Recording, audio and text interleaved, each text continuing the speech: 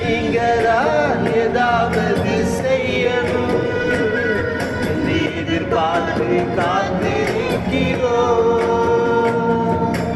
நீங்க தான் ஏதாவது செய்யணும் என்று எதிர்பார்த்து காத்திருக்கிறோம். நிச்சயமாய் செய்வீர் என்ற நம்பிக்கையில், நிச்சயமாய் செய்வீர் என்ற நம்பிக்கையில் முகத்தையே நோக்கியிருக்கிறோம்,